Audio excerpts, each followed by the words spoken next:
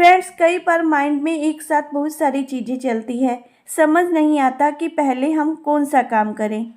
जैसे कि अब फेस्टिवल सीजन है तो घर की क्लीनिंग, ऑर्गेनाइजेशन, डेकोरेशन, ऐसे होम मेकर हमारे पास बहुत सारा ऐसा काम होता है जो साथ साथ चलता है। घर की डेकोरेशन तो हम लास्ट मोमेंट में भी कर सकते हैं, लेकिन जो घर की डीप क्लीनिंग है ना, वो हमें पहले से ही स्टार्ट कर देनी चाहिए। नमस्ते फ्रेंड्स, मैं हूं आपकी दोस्त अंजना। दिवाली क्लीनिंग पर मैंने एक पूरी सीरीज़ तैयार की है और ये वीडियो उसी सीरीज का 4th पार्ट है। पहले के 3 पार्ट आपने नहीं देखे हैं तो आपको उन वीडियो के लिंक एंड स्क्रीन और डिस्क्रिप्शन बॉक्स में मिल जाएंगे। फ्रेंड्स, आज की वीडियो में भी मैं डीप क्लीनिंग की टिप्स देने वाली हूँ। यदि आप एक वर्किंग वूमेन हैं, आपके पास टाइम कम है, तो हम सिंपल तरीके से भी डीप क्लीनिंग कर सकते हैं। ये कोई ज़रूरी नहीं कि हर काम के लिए हमारे पास अलग अलग ब्रश हो। हमारे पास जो भी चीज़ें हैं उन्हीं से हम घर को क्लीन कर सकते हैं। कभी कभी लगता है कि दिवाली का काम एक बहुत बड़ा टास्क है और हमें हेल्प लेनी चाहिए या किसी फैमिली मेम्बर की हमें सपोर्ट चाहिए, लेकिन सबका अपना अपना काम होता है। हर कोई आपके लिए टाइम नहीं निकाल सकता। सब काम हम अकेले भी कर सकते हैं। घर छोटा हो या बड़ा हो, जैसा भी हमें घर मिला है और घर में जो भी जितना भी सामान है उसे हम यदि सही तरीके से ऑर्गेनाइज करके रखें ना, तो घर हमेशा नीट एंड क्लीन रहेगा। फ्रेंड्स, वीडियो में जो आपको वार्डरोब दिखाई दे रही है, इसमें वो सामान रहता है जिनसे मैं डीआईवाई करती हूँ और इसके साथ साथ इसमें थोड़ा बहुत डेकोरेशन का सामान भी रहता है। कोई भी मिरर हो या वार्डरोब हो, कोलिन मुझे एक अच्छा ऑप्शन लगता है। कोलिन स्प्रे करके ईजिली इसे क्लीन किया जा सकता है।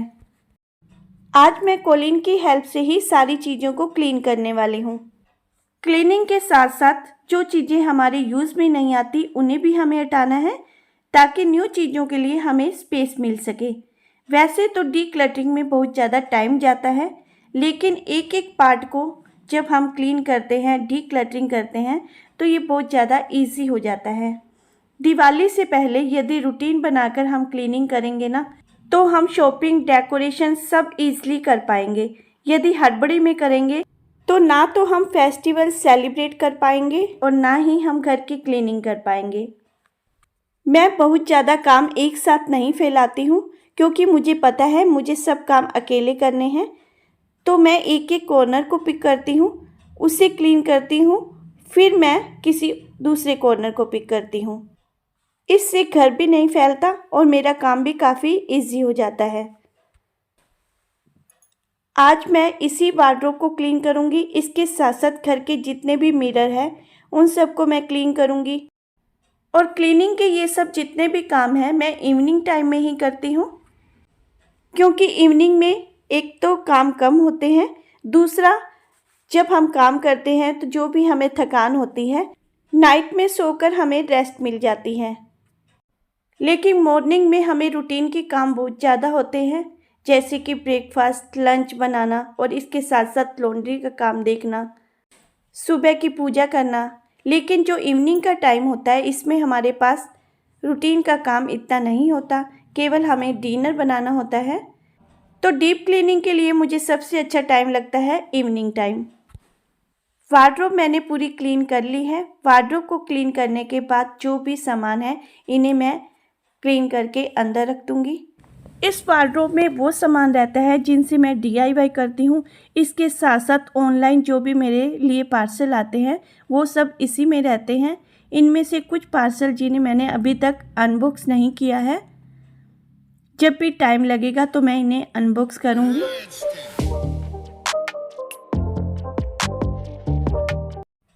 वार्डरोब में सामान रखने से पहले हमें हमेशा लाइनर का ज़रूर यूज़ करना चाहिए।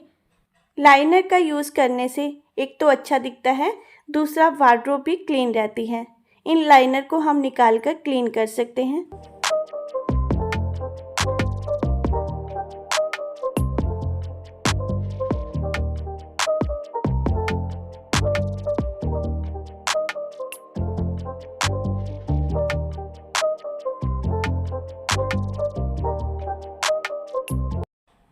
ये वो रजिस्टर हैं जिनमें उन वीडियो की स्क्रिप्ट लिखी जाती है जो आप तक पहुंचती है। मुझे वीडियो में क्या बोलना है सब कुछ मैं पहले से ही तैयार करके रखती हूँ। वीडियो बनाने में बहुत ज़्यादा हमारी मेहनत लगती है। प्लीज़ वीडियो को लाइक और हाइप ज़रूर किया करें। आपके एक लाइक से हमें मोटिवेशन मिलता है नेक्स्ट वीडियो बनाने का।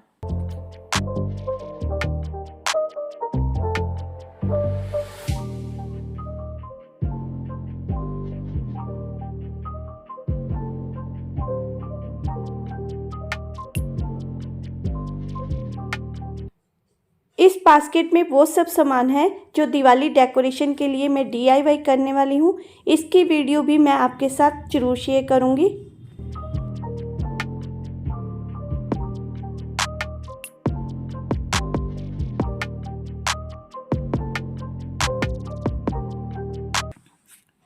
और घर में जितने भी मिरर हो, चाहे वो टेबल हो, चाहे वो विंडो हो या पेंट्री हो, कोलिन ही मैंने यूज़ किया है।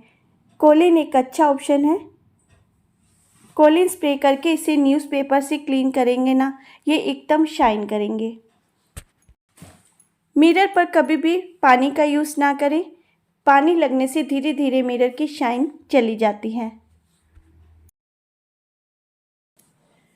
लिविंग रूम में जो सेंटर टेबल है उसको भी मैंने कोलिन स्प्रे करके ही क्लीन किया है। रेगुलर क्लीनिंग में हम टेबल के केवल ऊपर के पार्ट को ही क्लीन करते हैं, लेकिन डीप क्लीनिंग में नीचे के पार्ट को भी क्लीन किया जाता है। इसके वुडन पार्ट को भी कोलिन से ही मैंने क्लीन किया है।